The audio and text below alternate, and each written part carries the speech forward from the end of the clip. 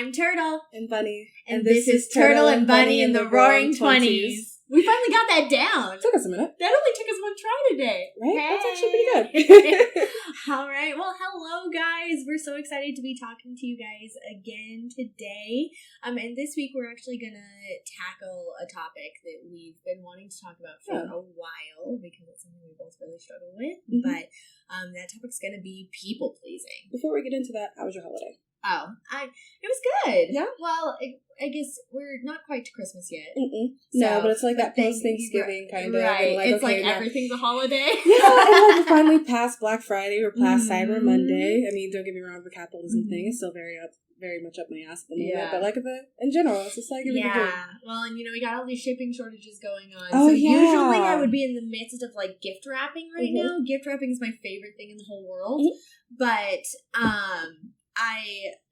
I'm having to wait, like everything is taking forever to get here because I ordered it in the mail, and so now it's like, I guess it'll get here someday. So I put my tree up last night, but it's all lonely. It doesn't have any presents yet. Oh, it's fine. As long as the tree is up and the spirit is there, right? Right, yeah, that's great. Exactly. How was your holiday? It was actually pretty good. I actually spent it alone and actually had time to think and put myself in thoughts and all that jazz. So it was actually really good. I enjoyed myself, legitimately enjoyed being by myself. That was great. Cool. Yeah. Nice. Treat yourself holiday. Yeah, it was. I had a glass of wine. I made myself some cheap Chinese food, which is, I call it my struggle ramen, but it's like chicken and eggs and vegetables and a few other things. That doesn't sound like struggle to me. That sounds good. It's like one of those things where it's just like you put everything that you currently have into your noodles to make it okay, yeah, I've heard of that. Yeah, exactly. Exactly. So, cool. So, people pleasing. So, yes, on the topic of people pleasing, I guess gift giving has a lot to do with people pleasing. We'll touch that at one point. But yes. So on the topic of people pleasing. Yeah, so Merriam-Webster actually defines people pleasing as a person who has the emotional need to please others, often at the expense of his or her own needs or desires.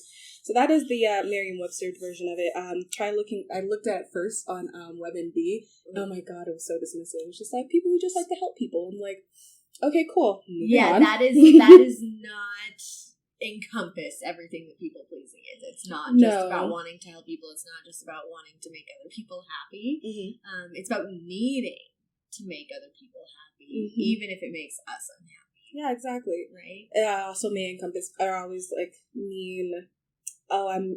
this person needs help, but even though I need this $5, this is literally my last $5, they obviously need a soda, so let me go ahead and buy them a soda instead of, buying the dryer sheets that I needed, or whatever the case may be. Food or whatever for yourself, or this or that.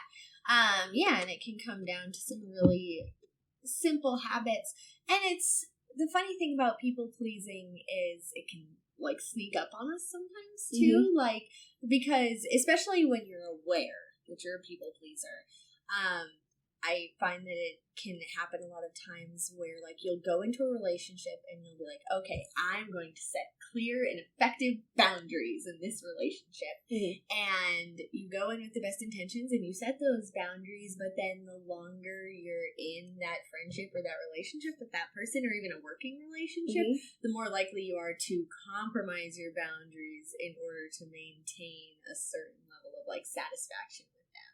Especially in jobs or relationships where the excitement and the level of praise tends to diminish over time anyway. Yeah. And then we're really okay, well, I guess I can do this extra thing or work this extra shift or this or that to get that praise that I used to get, but it starts to wear down on you. Yeah, and so much to the point where it actually may create resentment in the relationship that you're in, whether it be romantic, platonic, professional, because the people who are on the receiving end of people pleasers, they will come to expect it. Right. And then it's like, oh, well, of course you did that. Of course you put in overtime when you obviously wanted to go home and be with your family. Of course you bought everyone lunch as opposed to just buying yourself lunch. Or they get surprised when you turn them down, and then they feel hurt by it. Yeah. Yeah. And it's you've created that expectation, but at the same time, it's that expectation was above and beyond in the first place, and then it becomes hard to do any less. Yeah. Yeah. Which is quite interesting. I I was used to work this retail job, you know, like most 20-something-year-olds. Right. I worked in retail where it was almost expected for me to pull everybody else's shift who would come in. And not like in a negative way. They definitely didn't make me feel bad when I said, like, no, I can't come in. I want to spend time with my family. Or, like, no, it's Friday. Fridays were, like, the only days that I really, really, really wanted to be off. So, you know, like, after a little bit, they were just like, okay, yeah, you know, we get it. Like, respect. It only took, like, a minute for that to, like, really get grasped, so to speak. So I feel like I've been really lucky in that particular department in regards to jobs. But not everyone is as lucky as I was. I worked a really small retail job. It was local at the time, yada, yada. So I know I got lucky in that. Even though it could have easily been like, oh, you're not pulling your weight, obviously, so we're just going to let you go, you know? Right. Even though you were pulling your weight and then some, and then it's just when you change how much you're pulling that they have a different opinion of you. I had a job like that when I was working, actually, my first, like, professional job. I was working as an office administrator for the CEO of a pretty small company. But, like, I came in the beginning and I did so much more than he expected of me just because I had the skills and the knowledge to do it, and I had a lot of creativity to offer, and I was excited about his business when I first got put on. And, you know, people pleaser, I want to show off and I want to get all that attention, and he was the type of person who in the beginning gave a lot of praise and gave a lot of attention and even gave, like, monetary bonuses pretty frequently and things like that. But then as our working relationship went on, it became more of, like, where he expected certain things out of me, or he expected me to always be creating work for myself because he's like, oh, well, you're invested in my business, so you should always want to be building my business and doing all this extra stuff, right? And so even though I was a full-time salaried employee, if I finished all of the work that was available for me to do, and then I just took downtime waiting for calls to come in for customers, he would be like, well, why aren't you creating work for yourself? Why aren't you doing things to move my business forward? And it's like, because I'm doing my job, I'm completing all of my work, and there's nothing wrong with that. But I was being made to feel like that was wrong because I wasn't going above and beyond. You know, and it's like, I had done all the legwork, all the creativity to build up his business, and then at some point, it's unreasonable for you to expect me to create more work for myself. And so, but those situations are really hard, especially when it has to do with money and things like that, and feeling like it could affect our livelihood or affect our day-to-day lives and our relationships. And so, you know, there are people-pleasing is like a drug, and the first step is standing here and admitting I am a people-pleaser, and it's, you know, we've all got to recover from that or try our best to, right? I don't even think I have my 24-hour shift. I don't think that's that's actually kind of funny if that was cool. That would actually be really cool. Can we go to People Pleasers Anonymous? God, no. Everyone would be buying coffee for everyone. It would be ridiculous. Oh, no. There'd always be a good spread at the meeting. Always, though. That's a really good point. It's a really good point. We're not doing it. And because terrible idea. And because it's such a good idea, it's a terrible idea. Exactly. Oh my God. Yes. So, but we, you know, decided since we are still recovering people pleasers, we're still learning that this isn't a topic that we could handle on our own. So we thought that we would look up some professional sources, and we decided to sort of rely on one article to give us some structure today, but we're also bringing in information from other sources we did research on and stuff like that. But why don't you tell us a little bit about the professional who's going to help us out today? So today is our main focus is going to be on Hailey Magee. That's Hailey, Hailey, and then Magee is spelled Magee. So she has quite a few years of experience in this department. She's actually currently a codependency recovery coach since 2018 till now. So she's still very much active in her work. Her most recent article actually was the Recovering People Pleasers Guide to Empowering Sexual Intimacy. So I personally am looking forward to reading that because I saw that actually, like, you know, I think today or yesterday. So I probably will read that myself. But she's a codependency recovery coach. She is also a writer, obviously. Okay. Yeah. She is founder and director of Emerging Boston Area Singers, Songwriters. That's like over on the East Coast. So she is very active in helping people gain empowerment and being able to set boundaries. So she knows what she's doing. She's been doing it for quite some years. I think she's been doing it for, I believe, the last 4 years, if I'm not mistaken. Oh, yeah, we're gonna go with that. I'm probably wrong. Hopefully she doesn't see 4 to 5 years. 2018 would be about 5 years. 5 years? Yeah. So something like that. But yeah. So this article was great. It's what is the title of it again? So the title is 9 Powerful Lessons from Recovering People Pleasers Around the World. So she actually took the time to speak to other people, not just like in her immediate area, but other people who don't have the same socioeconomic status that she does. This article is actually from February of 2020, so last year. Okay, right before everything blew up. Yeah, the funny thing is, in 2020 was a time a lot of people started figuring out what the fuck boundaries are, because well, you had to confront your people pleasing, because when you're around the person you're trying to please 24/7, suddenly those resentments that come from improperly set boundaries tend to grow a lot faster. I definitely think there are more of us now who are aware of our people pleasing tendencies and are trying to do something. I think so too. If you notice, in 2020, the separation of professional and romantic attachments was like absolutely huge. I don't have the exact numbers, but if you just look in social media, even jobs are just like, oh, there's a bit of a hiring issue. Like, first of all, a lot of people died. Seriously, a lot of people died. Exhibit A. But also, people are actually really starting to realize how easy it is for these bigger companies to make time and adjustments for the people who are working for them, and then be like, if these other companies are doing it, why can't I do it? Here's boundaries that we need to set. And that's like a bit of a hole that, like, personally, it can be a little bit harder, whether it be professionally, romantically, platonically. It's a little bit hard to actually kind of figure that out. So the first lesson that we come across in Hailey Magee's article is, if you don't speak your truth, your truth will speak through you. And we actually just touch on that in regards to relationships, because you're spending more time with people in that COVID lockdown, and even still sometimes now, because we have these little bursts of lockdowns here, because it will eventually just come out. My dad used to say, funk does not get better with time. Which is gotta air that shit out. You have to air that shit out. It's the funniest thing, because when he told me that, it was mostly because I was a teenager and I was trying to hide shit, and he'd be like, you're a bad liar. And he's not wrong. My father's not wrong. I'm a bad liar. But the if you don't speak, your truth will speak through you. It really is the argument of like, hey, you really need to get shit out, or shit will just get worse over time. It will continue to stink and funk up the relationship. Well, and it'll come through in as little of like things like, if you're a people pleaser and your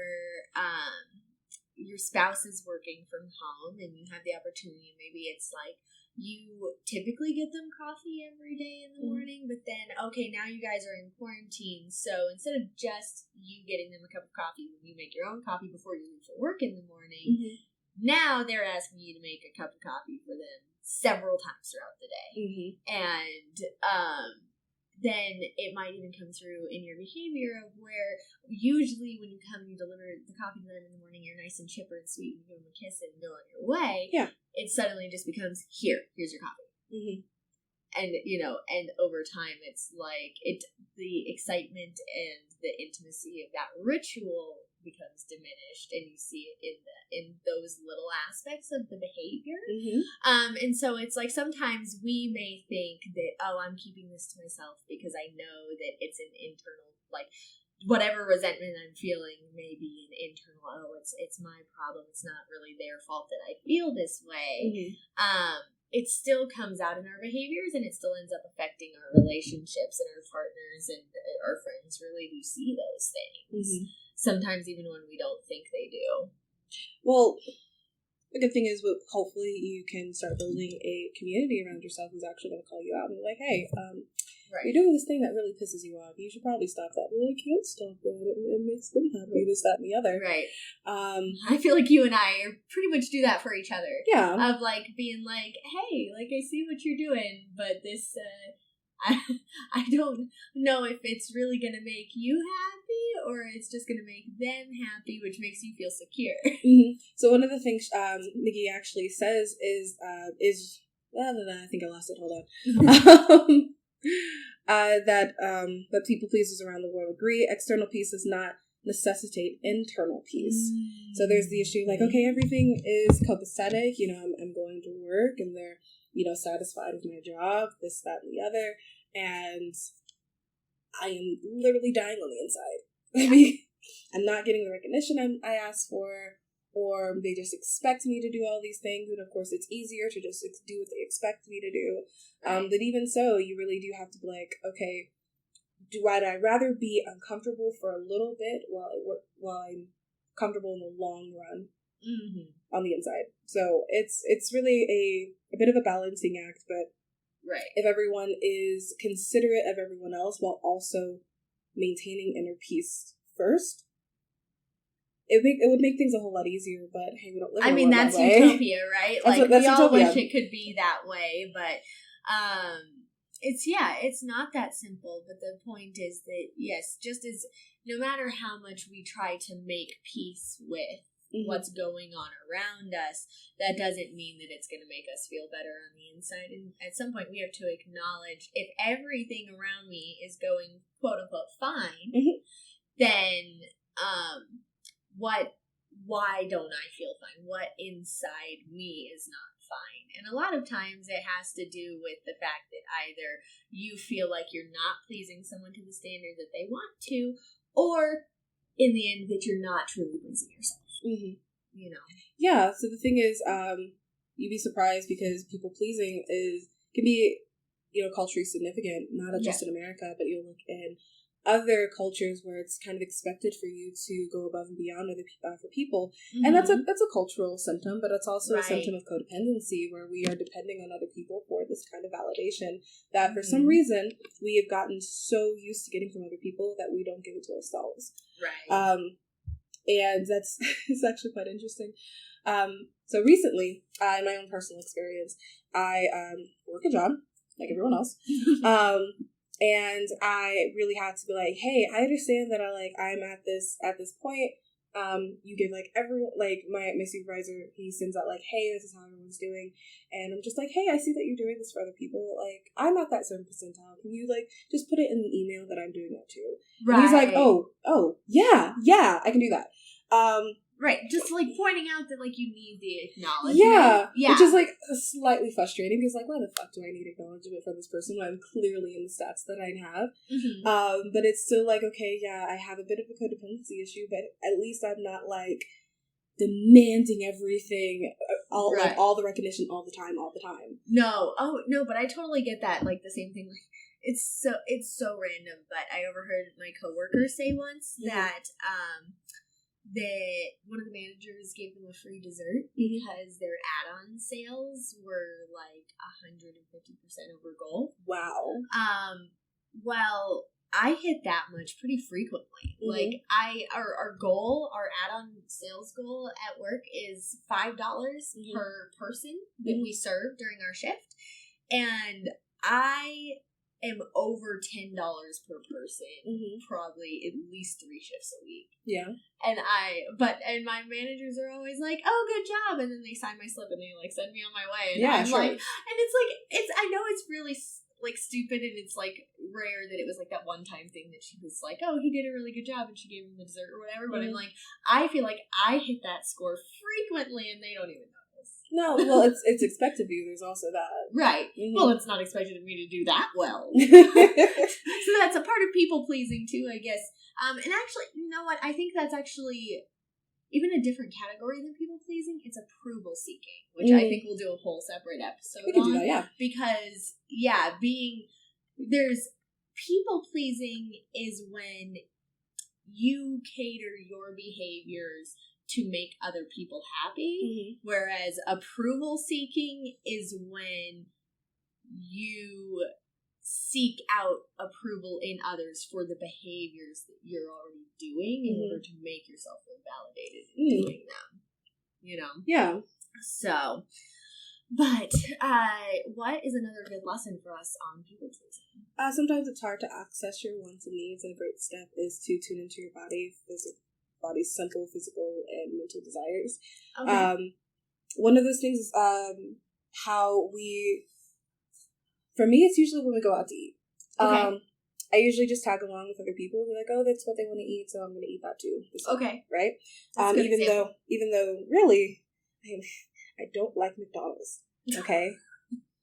I used to love McDonald's, but I no longer like McDonald's. So whenever people were just like, let's go to McDonald's, it was like, now it's easier to be like, I don't want McDonald's. There's like some sort of weird hump when you turn 25 that your body is suddenly like, this shit's weird. Yeah.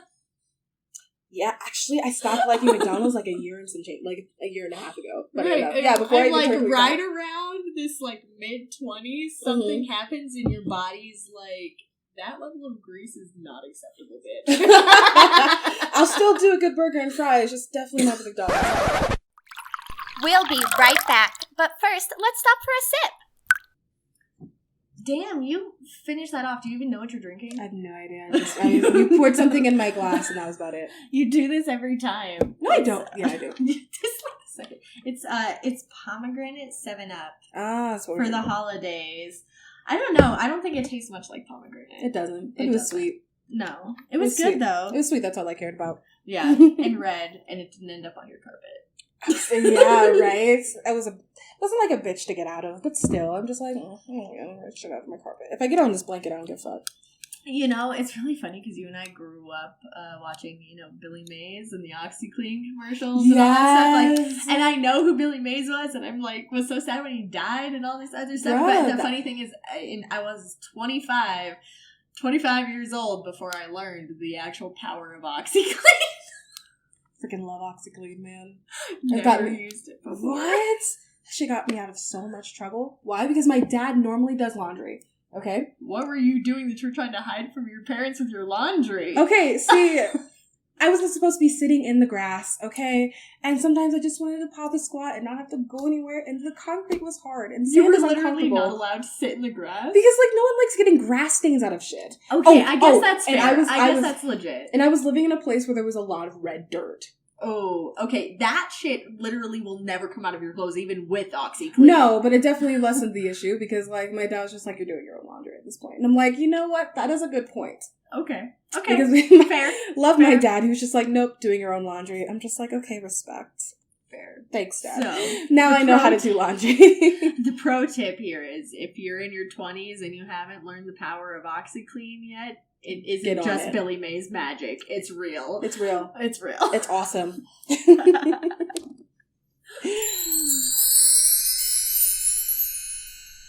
Now back to our podcast. So tuning into desires, the funny thing is when I first read that, it was definitely sexual desires.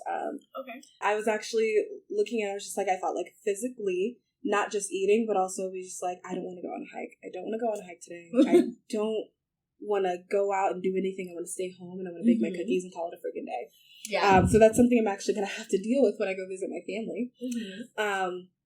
Because my parents like to do out and about things. I'm just like, I just want to be home and cook and you just relax. Be in your childhood home. Yeah, exactly. So that's physically that's what I thought. And then there's the intimate aspect of things. Be like, I want to cuddle after sex. I want to I want to be on top. Can I be on top this one time? I know I don't normally ask for it, but can I please just be on top this one time? That's not normal. If I ever say that, I'm probably high. On whatever she's smoking. Of course. Blame me. Always. You're a terrible influence on me. I'm the terrible influence? I think so. Yeah. Don't call me crazy. No, she's not. She's crazy cute. So, terrible influence. Oh, dear Lord. Yeah, so, but you're saying people-pleasing in regards to intimacy and listening to our sexual desires, and actually, or part of what she was saying is, recognizing, listening to your physiological desires can help you understand your needs and set better boundaries. People pleasing. And she actually has a quote in this part of it that I really liked where there's no element. You would see it. So blind. I'm so blind. It's It's very really awesome. sad. But it's okay. So it's we can begin living our truth by listening for our body's cues for food, sleep, movement, sex, dance, and play.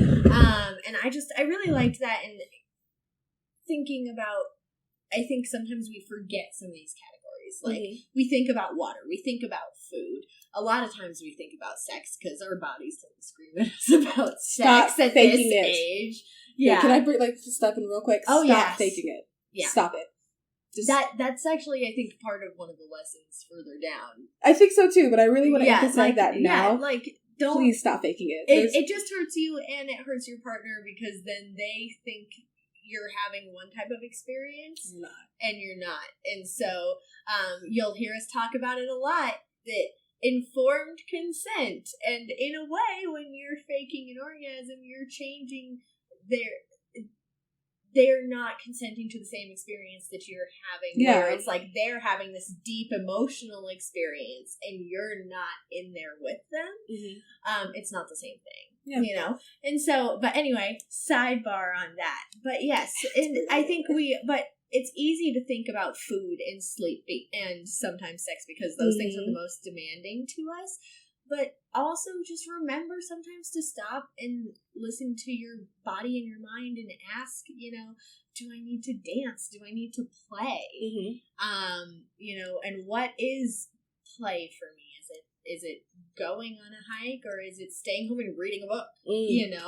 Because play doesn't have to be outwardly appearing to be joyful or energetic or anything like that. Play is for you, whatever just feels fun. And sometimes that is just as much of a need as water. Yeah. So your mental health is just as important as your physical health.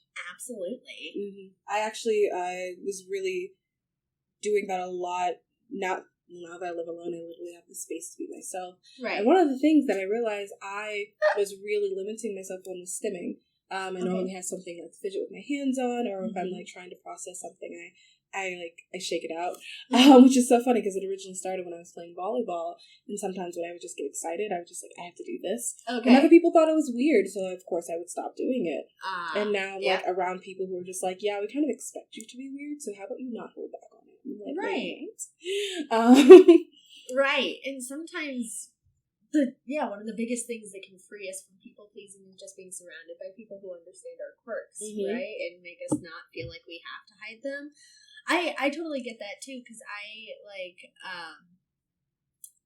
when me and DJ first got together, I was admittedly pretty addicted to my cell phone and technology in general. I pretty much always had a screen in front of me. Even if I was watching TV, I would also be playing a game on my phone or this or that. Or when we were having a conversation, I would be on my phone and listening and trying to have a conversation, which doesn't really work that great. I realize now. But so DJ, really a lot in the beginning of our relationship was I want you to put your phone down. I just want you to not have it when we're around, or when we're watching TV, pay attention to the show so you don't miss things and ask me questions and stuff like that. And so that was a big change in my behavior that I made from high school into my the first couple years of my 20s to where I stopped using my phone because it improved that relationship. But then I started to get back into my professional stuff with acting and everything else, and I realized how big social media was a part of that. And now I'm starting to realize that the people-pleasing behavior of pulling back on my technology usage has made me less comfortable with using social media, which is a tool that I really need in my career. Yeah. And so, and now I really struggle with this thing where all my people-pleasing nerves tell me I need to put my cell phone down. I need to put my cell phone down when I'm trying to complete an Instagram post or a TikTok post. But luckily, DJ is really amazing, and he recognizes where I am in my career, and our relationship has changed a lot. And so sometimes, I'll be there, I'll be trying to write a post, and I'll keep being I'm sorry, I'll put it down in a minute. Or I love you, or I'm sorry. And he'll be it's okay. I know what you're doing. You're working. Yeah. Like, there's a difference between us, like, trying to have a meaningful conversation. It's like, right. Yeah, because you were so used to be like, I need to put my phone down all the time. And now he's just like, okay, I had to make adjustments as well to understand. And he's doing the work for that. Right. And he's done that. And so it's like now my people-pleasing part has to be like, okay, it is okay for me to take this time to myself to do this work, which it's really hard being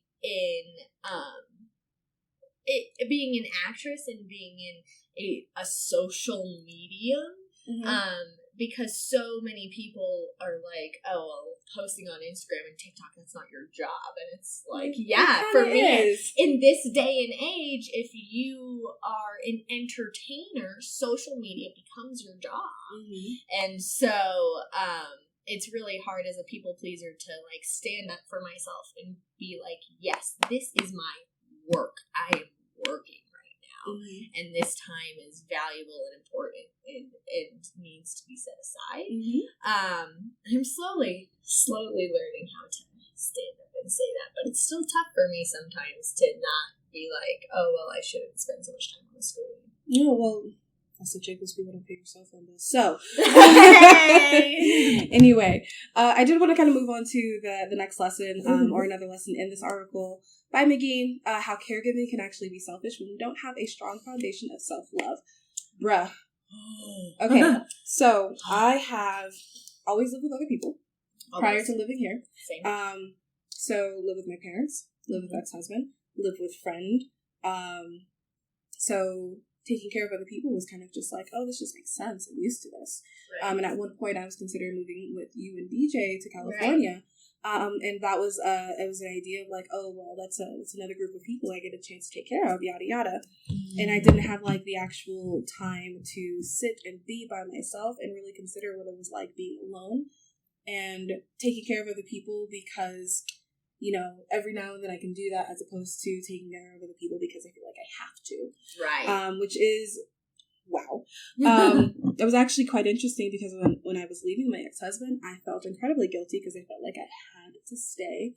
I had to be the wife that he expected me to be, as opposed to like being the wife I wanted to be, and he also wanted that kind of wife. And I know you were really worried that he wouldn't find new social connections, and things like that. And again, that's a people-pleasing tendency too. I have it also that it's like, oh, I'm a social person, so I want my partner to be a social person so that they're just as happy as I am. And so in order to make them happy, I feel like I have to manage their social acquaintances. And if they're not doing well socially, then I'm doing something wrong. Yeah, but which is so wrong because now I know he's doing well.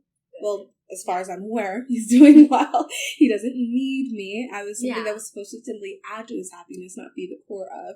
And hopefully he's doing so much better. We don't really have much contact nowadays. Yeah. But the idea of like feeling like I had to take care of someone was kind of selfish because I also wasn't taking the time to take care of myself. Right. And if I don't take care of myself, I cannot properly take care of other people. Exactly. You know what I mean? So it was definitely a struggle that was really hard to learn. Setting boundaries was like one of the hardest things to learn. I essentially didn't really understand what boundaries were. Okay. So I was constantly asking other people, be like, okay, what is a boundary? Is this a boundary? Is this a rule? How do I tell the difference? Outside of therapy and my therapy. Right, and what's a healthy boundary? Yeah. A lot of the am I the asshole questions. You Oh know? my God, I love that series. If you guys don't know, there's the am I the asshole? It's like take 2 on YouTube. It's absolutely funny. I'll see if I can find it for you. Yeah. But it's really good at YouTube where it's like, I set this boundary, I set this rule. Am I the asshole for doing this, that, and the other in response or whatever the case may be? It's actually a really interesting YouTube. We'll try to link it down below. Yeah. You can also catch like clips of it on TikTok. That's cool. Yeah, I love it. Nice. I find it quite interesting because if you're someone who likes the story times, it can be really fun. Yeah, but no, you have a lot of those moments when you're learning about boundary setting and recovering as a people pleaser.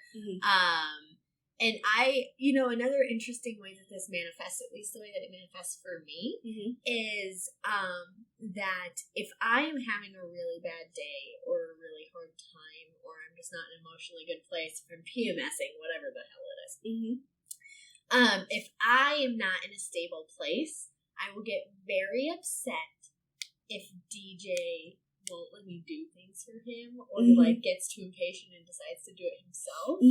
Like, it literally, like, if I'm having a bad day, then I'll be like, I was gonna do that for you, why can't you just wait? Even though he took stress off my plate by going ahead and doing it. Yeah, so that's actually another thing that we would want to talk on, how self-it is doing. Being a caregiver when you don't have that strong foundation, is that this can also mean that you insist on caring for other people when your efforts are no longer required, requested, or welcome. It can violate someone else's personal boundaries or autonomy. Right. So not only are you being selfish and not taking care of yourself so you can take care of other people, but you can be overstepping somebody else's boundaries and insisting that you take care of them. Or, or it's like they're trying to help me, and instead I feel like, well, I was going to do that for you, so you just slighted me by doing it yourself. Yeah. That's kind of rude. It's not really true. It's like, you just took something off my plate. That should be fine. Exactly. Right?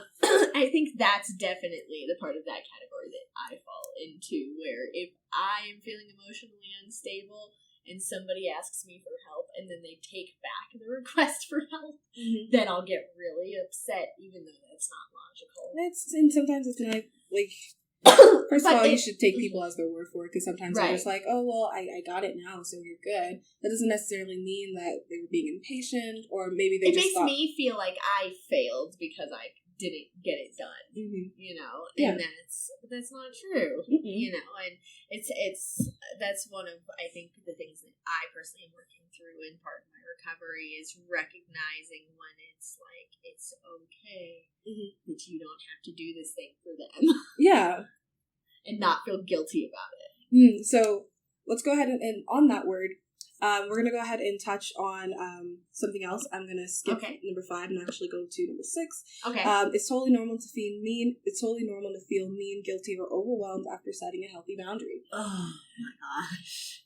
So we're going to touch on this really quickly, because I'm actually quite excited about the next one after this. Yes. Okay. So in recent experience, I actually voiced exactly what I wanted, and I got exactly what I wanted, and I felt so bad because I felt like I was intruding on somebody else, even though they were welcoming exactly what I needed.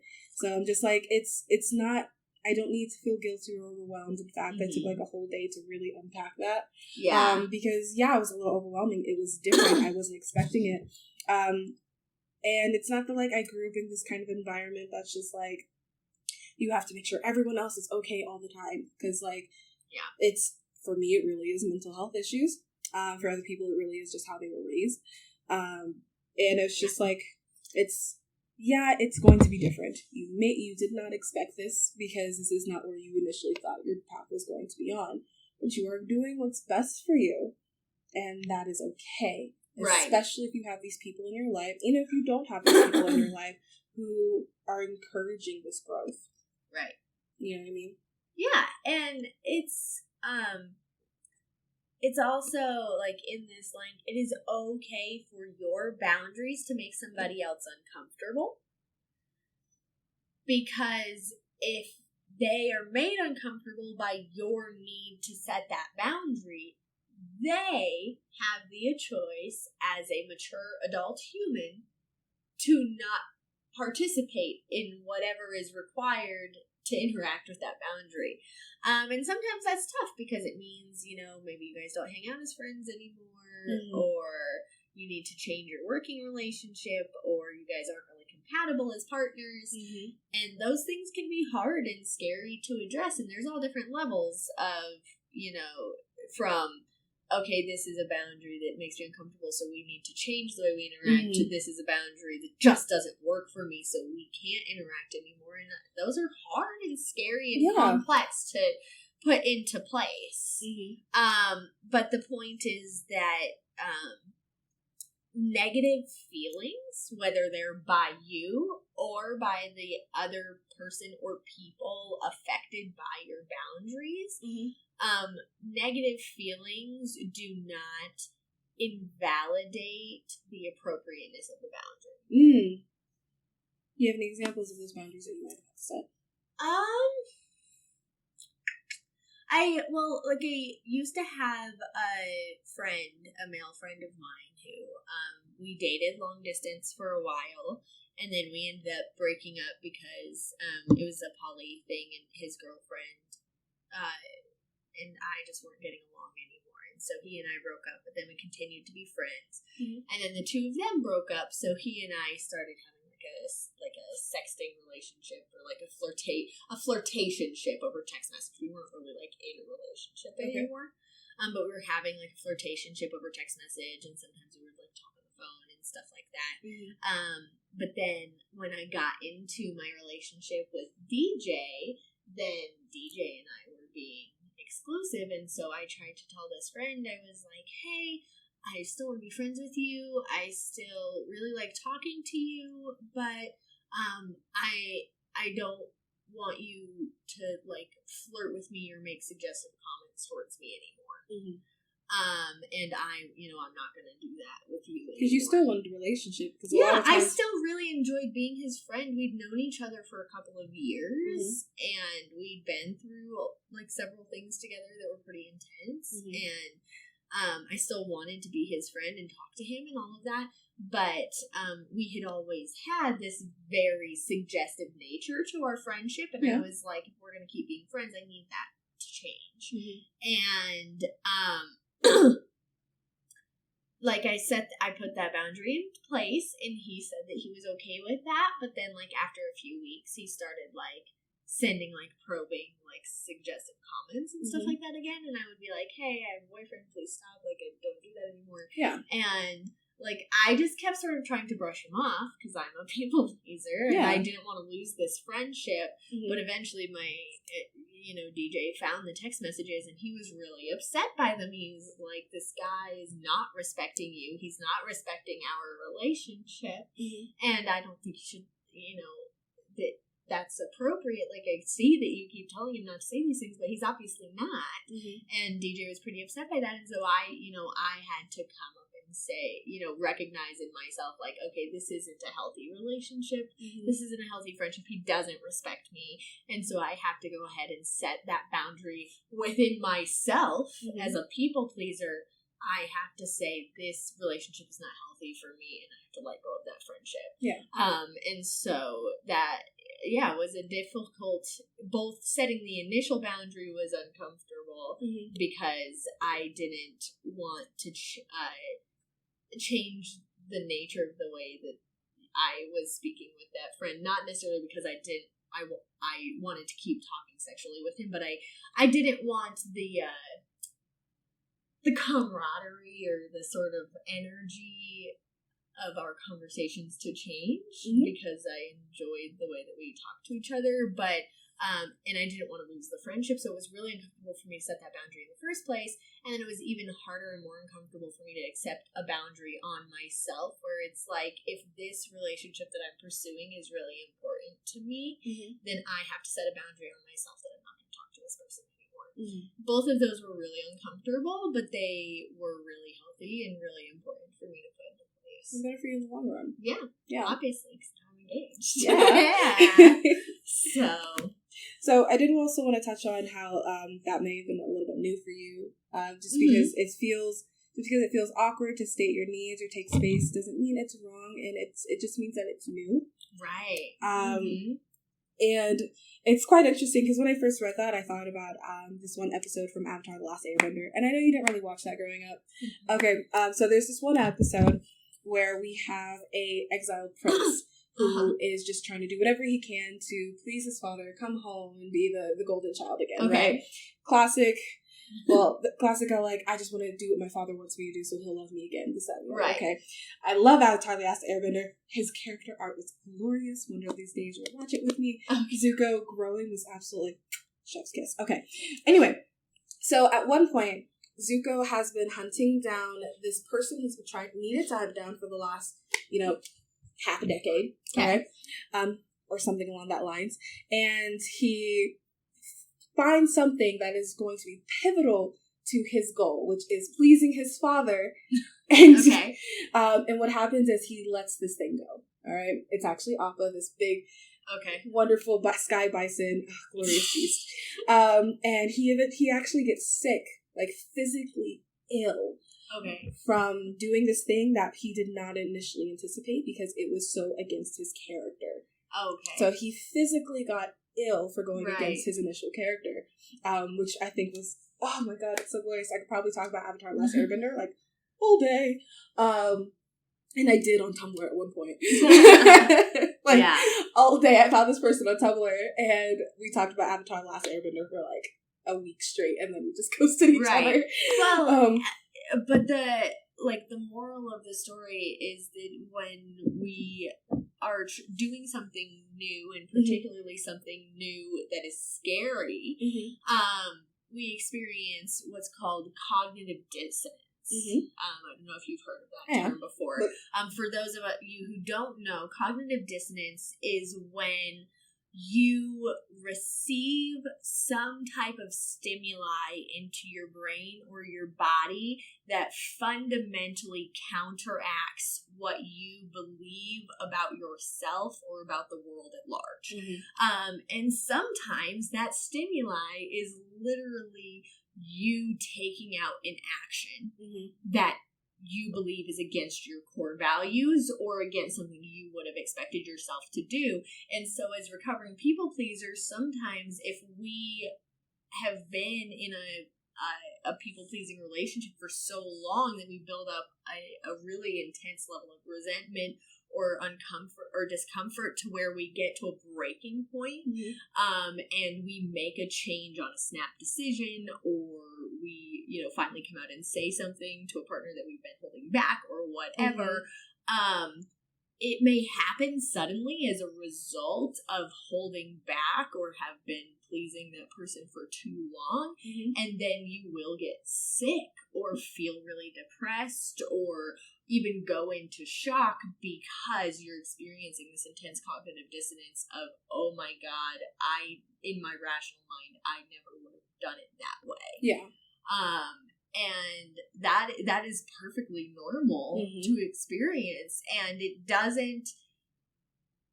Your brain's initial reaction is going to be, holy shit, what did I do? What did I do? What did I do? But that doesn't mean that what you did was wrong. It just means that you were letting out something that your body really needed to let go of. Yeah. Turtle and Bunny will be back in just a moment. But first, if you're loving what you're hearing, go ahead and hit that like button and subscribe to us on YouTube. You can subscribe on YouTube or follow us on TikTok and Instagram at the handle TurtleBunny20s. And if you're looking for even more fun, great content, check out our personal profiles on both TikTok and Instagram at the handles listed on the screen. Now back to our podcast. So I'm going to go ahead and kind of transition to the next one, which is quite interesting for me because I actually realized that I was doing this. How at one point or another we have people please so much, and then we expect people to just know that, this is not what I want, or I'm not doing okay. And then we get to the point where we just kind of expect them to read our minds, and expecting others to mind read your needs is a recipe for resentment. And I know this on a personal level. I did this quite a bit growing up, especially with just kids in high school. And so what you're saying is because we as people pleasers tend to be so anticipatory of other people's needs, that we tend to have a lack of understanding for when other people don't anticipate our needs. Exactly. Okay. Yeah. Yeah. So unfortunately, you can't really love yourself, expect to love someone just so much, and then just don't you know? Don't you know what I'm looking for? I know what you're looking for. I love you enough. Oh my god. DJ does that sometimes. He's like, I shouldn't have to say it. And it's but if you don't say it, how does anybody know? Exactly.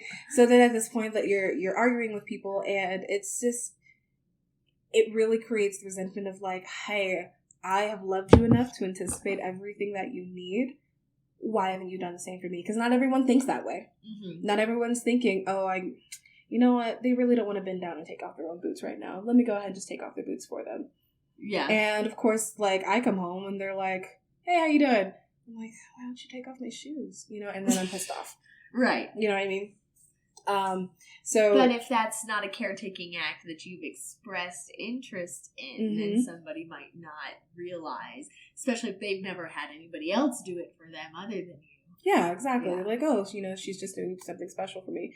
It's like, yeah, I'm doing something special for me. Return it? No, I can't expect my partner to know what that's like. Yeah. And it's really going to be this, like, that part of people pleasing may also stem from being hyper vigilant to other people's needs because you are afraid of the results of if you do not. Like, you're afraid of an argument, or you're afraid of a punishment, or you're afraid of your hours getting cut.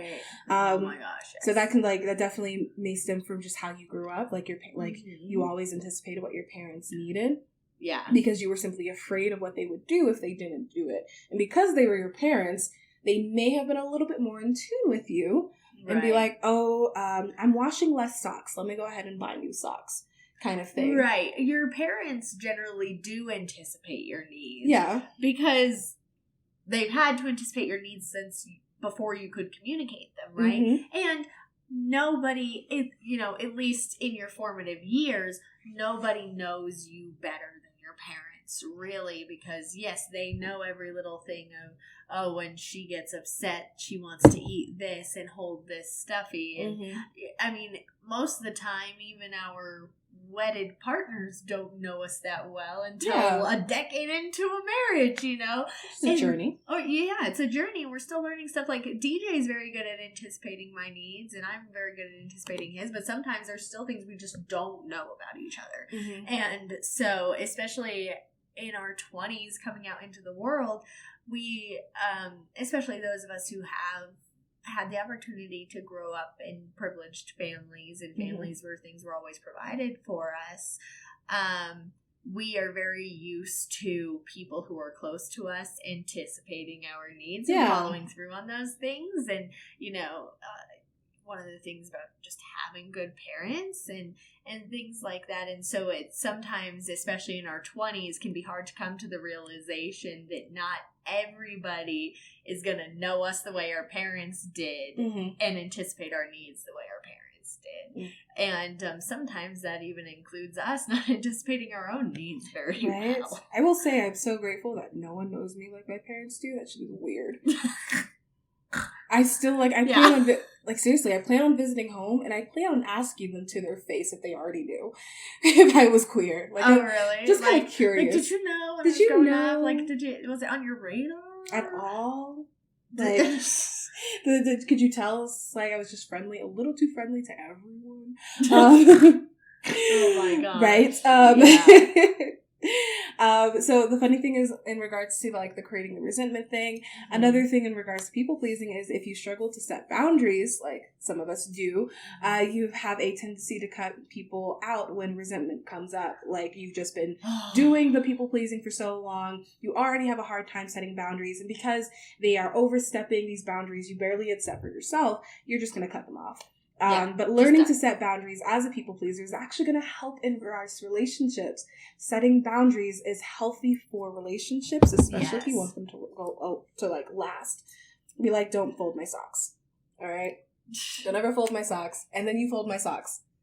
I hate it. Okay? And then I'm just going to leave because you are... Okay, but seriously, first of all, I don't like my socks folded. I never wear matching socks. It's frustrating trying to find matching socks and just laundry it, just throw it all in there, okay? But this is an example. Because I don't want my socks folded and be like, well, I'm just trying to help you because you want to make sure that I'm happy, okay? And I don't want to piss you off because you obviously are putting in the effort for something that you think I care about. I have diagnosed OCD, and I have to pair all of my socks together and roll them into little tiny bombs that can't fall apart. That's way too much work. All in a pile.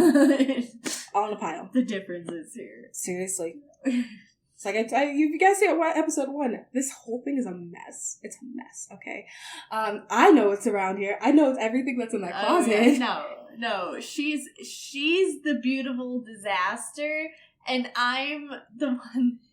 Beautiful disaster. I'm keeping that. Yes. She's the beautiful disaster, and I'm the one that looks super organized, but then as soon as you open the door, everything falls out. See, my stuff's not falling out. My door is completely open. And there's stuff falling out. There's not, hold on, there's not stuff There's stuff on the floor in front of the door. There's stuff on the floor because I put it there and I was looking for stuff. Thank you very much. Yes. She admits her disorganization. I constantly try to cram stuff into tinier and tinier compartmentalized boxes until one of them explodes like a Jack-in-the-Box. Yeah, that's too much work. No. That's literally how my closet is. It's way too much work. My chaos, at least I know what's in my chaos. I will tell you that it's chaos. Oh, no, I can still do some chaos, though. Like, if I have a piece of, like, laundry that I'm looking for, I can tell you that scarf is on the floor next to my bedside table under the skirt that I wore 2 weeks ago. Can you admit that it's chaos, though? It is chaos. Yeah? I wish it wasn't. Okay, cool. I'm okay with chaos. So anyway, so learning to set boundaries is actually a way that people can stay in relationships. Is especially good for platonic relationships and especially familiar relationships. Right. I love my parents, right? One of the things that I definitely set a boundary, including my parents, do not show up to my place unannounced. Oh, I can't stand it. Do not come to my place unannounced. It ruins my inner peace. This is not the 50s. Oh, yeah. We don't just show up and ring people's doorbells. Yeah, serial killers are a lot more discreet now. What do you mean? And easy to hide. I don't know why you pointed to me when you said that and that made me just feel like you wanted to hide my body. I thought about it. I'm out of here. She's not going anywhere. She got me trapped. I do not have her trapped. She can leave anytime She's just going to wrap around me like an anaconda. You're never going to see me again. You see how comfortable she is? Yeah. Anyway. So setting healthy relationships, setting boundaries. Even my mother, when she came, she had an impromptu trip. At least she told me 2 days in advance, hey, I'm coming to visit. Okay, bet. It was literally during the most inconvenient weekend ever, though. Was it? Yes, because it was the one weekend that I literally had you schedule that Sunday to spend with me 3 months in advance. I came anyway. I know, but only because your mom left early. I know, but I was literally like, that is not pre-planning. It doesn't count. It's my mother. I have a great relationship with my mother, so of course I dropped everything to see her. Yes, of course. So not everyone has that relationship. But, like, the point, setting the problem with, like, setting boundaries and how some people sometimes, when it gets to a point where a boundary has been overstepped or this or that with people pleasing, as opposed to try to resolve it, will be like, I'm out. Yep. And I definitely think I don't have that exact mindset, but I do have a little bit of that because growing up, my parents got divorced really young, and then my mom got remarried, and I didn't live with her, but she was living with a man who was an alcoholic, and he was abusive, and there was just a lot wrong with that relationship, and I could tell, even from a young age, even as a child, like, I could tell there was really something wrong with that relationship, and it always just left this really deep impression on me, because I watched my mom stay in a marriage for 16 years that I knew she was unhappy with in year 2, you know, and, so it, like, really just instilled me with this feeling as an adult, and especially as a younger adult, where I was like, if something isn't right in a relationship, you just need to cut it off. Yeah. You just need to be, like, clean break, be done.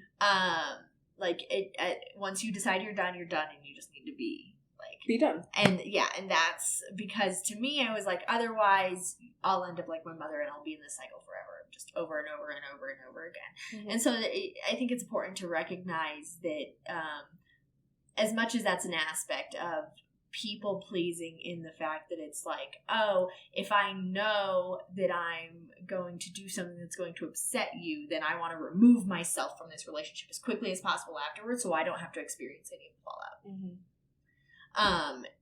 But also that a lot of that tends to come from childhood experiences with our parents or with teachers or grandparents, where it felt like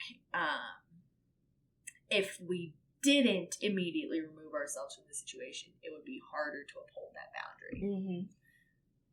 So funny enough, you will start to notice a pattern that you have these great, wonderful relationships at the beginning, or everyone's doing everything for each other, and we're so happy, and then this one little thing. Okay, it's another little thing. Okay, why didn't you just tell me that you didn't like that? Okay, what about this? I really don't like the way you speak about me. And then be like, okay, one final misstep, because none of it has gotten talked to, none of it has gotten addressed. I didn't set healthy boundaries in the beginning, like don't come over without telling me you're coming over. Don't mess with my socks. I prefer my chaos there. And next thing you know, the relationship is just over and you're on to the next one. Yeah. So setting boundaries as a people pleaser in recovery is going to help with keeping relationships, because the people who respect your boundaries will stay. Right. Because they already know that these are your boundaries. I don't expect people to know everything. Like, I don't expect people to know everything. Right. But hey, these are the boundaries that I've been able to, like, after taking time with myself and as a people pleaser in recovery, these are the things that I want to set. I don't have many of them because I'm still working on it. Yes. But my biggest one, obviously, is, like, don't show up unannounced. I hate it. Can't stand it. I will literally open the door, look you dead in the eye, and be like, I'm not home. Yeah. And I've only had to do that to one person. We were living on a military installation, and like, excuse you, the fuck? Okay, anyway. What? I was like, we're all on the lives page. Why are we doing this? Anyway. I'm that way, but with phone calls. Yeah? I'm like, don't call me unless you've texted me first, unless it's an emergency. But if you're calling me for a social reason, text and ask if it's a good time. It's usually not, because you'll realize then that I don't reply to your text for like 90 minutes because I'm in work brain. And I shut out the world when I'm working. Exactly. So being able to set boundaries is really crucial as a people pleaser. Granted, that's something that you'll learn in the beginning, is learning to set boundaries and what the difference between a rule and a boundary is. We'll go over that in a later time. But being able to set those boundaries, you'll actually notice that people who respect your boundaries will stay longer. Yeah. And you will want them to stay longer because you're not in this cycle of like needing to do everything and then needing to pull back completely because they don't respect you. Exactly. So that's really frustrating. And then we're just going to move on to the last one because we're coming up on the end of our episode here. Yeah. But the last one is, there is no right way to feel after leaving a toxic relationship. I cannot stress how important this is. I kind of want to disagree just a little bit. Okay. It is expected to mourn a little bit. Yeah. Yeah. I guess, well, I think part of what they're trying to say is, like, there's no wrong way to feel. Like, if you feel guilty or if you have mourning feelings after leaving a toxic relationship, that is normal. That is okay. Because you are still ending a significant relationship in your life. And I actually even heard on another podcast recently, they were talking about heartbreak and stuff like that. And there was a study that was done that found out that in your brain, when you go through a breakup, no matter what the relationship is like, when you go through a breakup, even if you're the person initiating your brain goes through the same chemical reactions as when someone dies. It's expected to be more, Yeah, literally, your brain acts as if that person has died. And so it is normal for you to have those types of feelings and emotions. And yeah, there's nothing wrong with being upset that the relationship is over. There's nothing wrong with missing that person. On the flip side, there's no reason to feel guilty if you feel relief. Oh my goodness.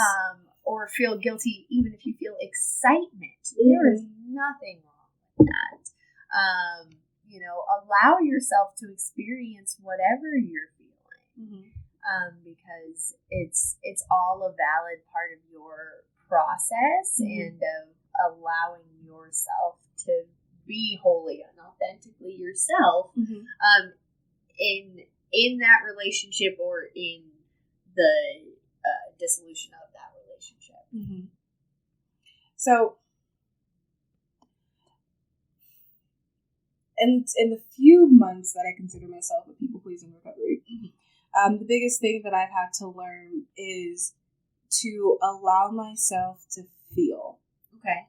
And granted, we touched on that earlier. I have the space to feel. Not everyone has that space, but allowing the mental space to feel exactly what you need to feel in that moment. And sometimes you hey, I need 5 minutes to cry.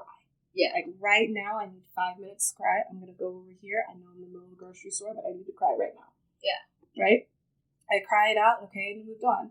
Because these are the things that I need to feel. And as a people pleaser, it may have been a little bit hard to allow myself to feel things because me being sad right now is going to bum somebody else out. Me being happy right now is going to be disrespectful to what they're feeling. Mm-hmm. So allowing myself to feel what I need to feel. So that was, earlier in the episodes, earlier in the lessons that we needed to learn was to, be more attuned to your body, like physical needs, emotional needs, mental health needs.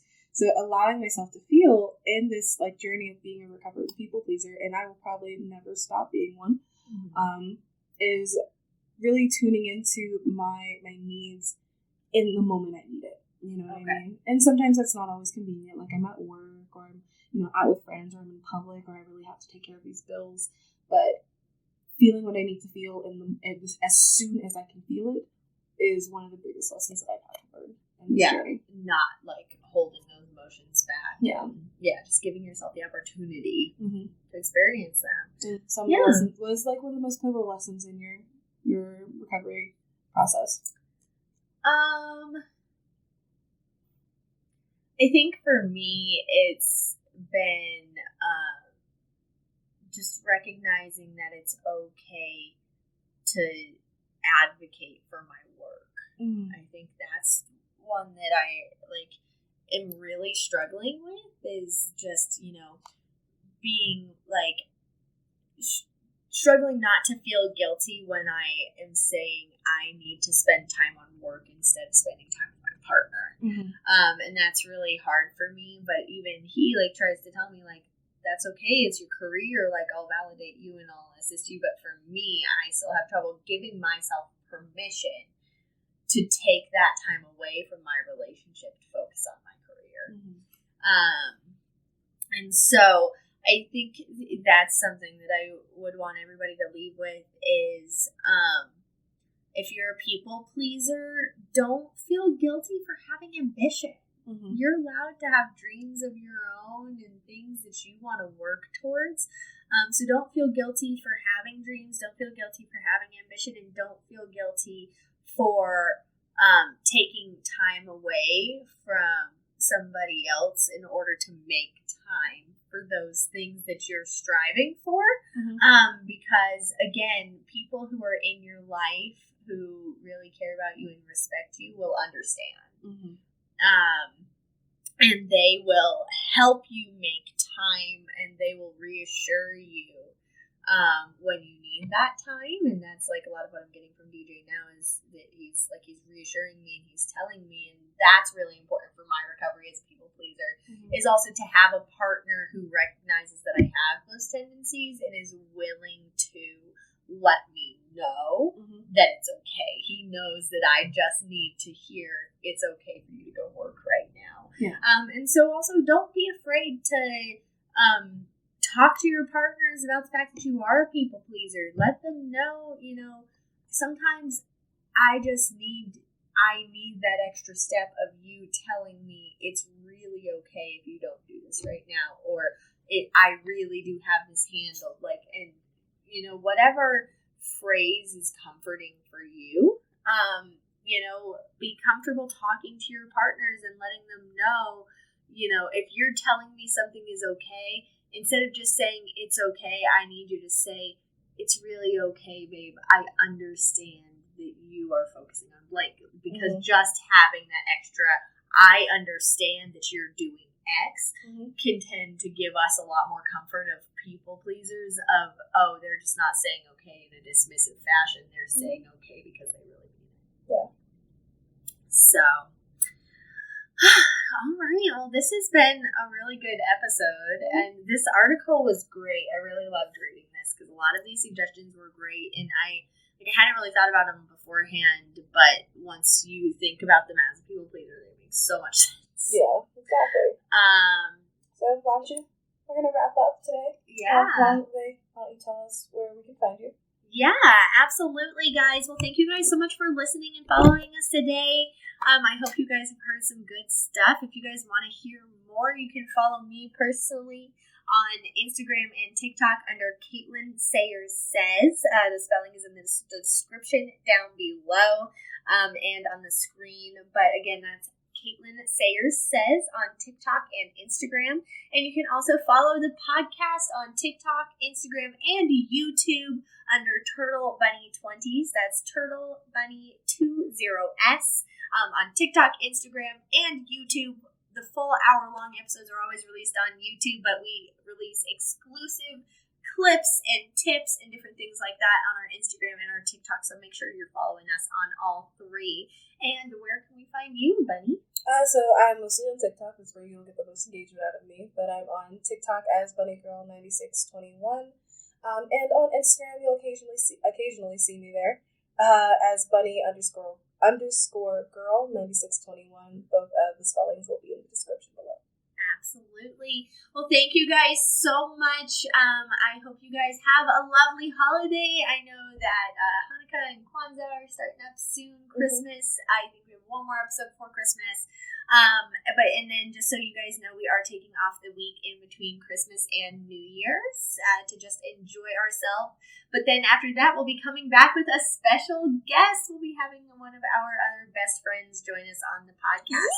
I'm so excited to have her out here. We haven't gotten caught up in a long time. And we're going to talk about long-distance friendships. So that will be a great episode. Okay. Things to look forward to.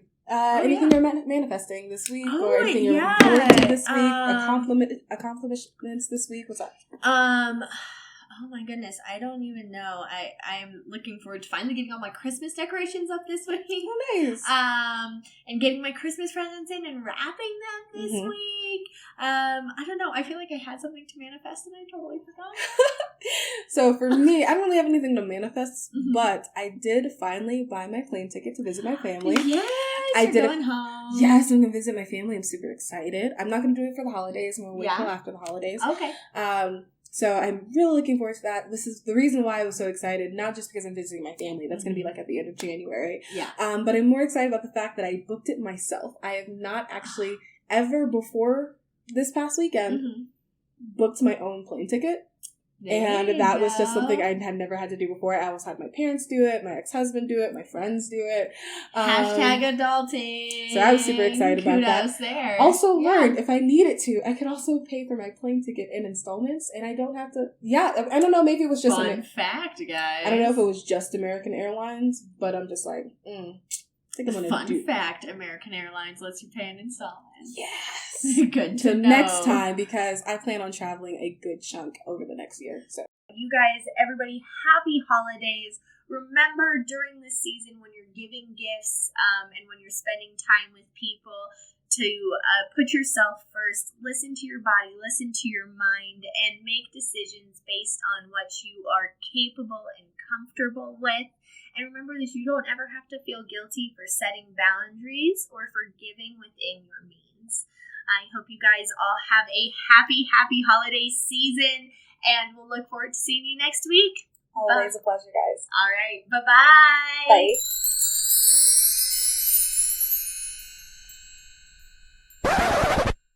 Oops.